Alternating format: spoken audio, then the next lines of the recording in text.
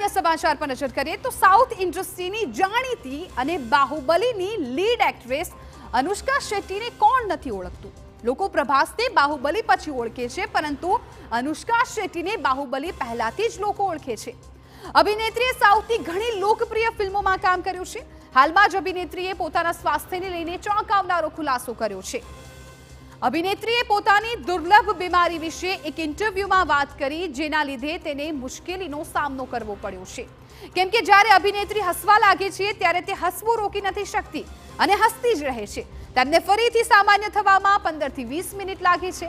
તાજેતરમાં એક ઇન્ટરવ્યુ દરમિયાન આ વિશે વાત કરતા અભિનેત્રીએ કહ્યું હતું કે મને હસવાની બીમારી છે. તમને જાણીને નવાઈ લાગશે કે હસવું પણ એક રોગ હોઈ શકે છે, પરંતુ મારા કિસ્સામાં તે એવું છે. અભિનેત્રીએ કહ્યું કે એકવાર હું હસવાનું શરૂ કરી દઉં તો મારા માટે 15 થી 20 મિનિટ હસવાનું બંધ કરવું મુશ્કેલ થઈ જાય છે. કોઈ પણ કોમેડી સીન જોતી વખતે કે શૂટ કરતી વખતે હું હસતી હસતી ફ્લોર પર પટકાઈ જાઉં છું અને ઘણી વખત એવું જોવા મળ્યું છે કે આ કારણે શૂટિંગ રોકવું પણ પડ્યું છે. હવે તમને એ પણ જણાવી દઈએ કે આખરે આ બીમારી શું છે. આ બીમારીને સ્યુડોબુલ્બાર ઇફેક્ટ કહે છે, એટલે કે PBA નામની આ બીમારી છે. આ એક દુર્લભ ન્યુરોલોજિકલ ડિસઓર્ડર છે અને તેની સીધી અસર મગજ પર પડે છે.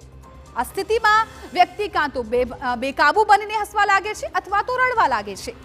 અનુષ્કાના નિવેદન પરથી એવું માનવામાં આવે છે કે અભિનેત્રી પણ આ સમસ્યાનો સામનો કરી રહી છે. ત્યારે આશા રાખીએ કે જે જલ્દીથી આ સમસ્યાથી છુટકારો મેળવે.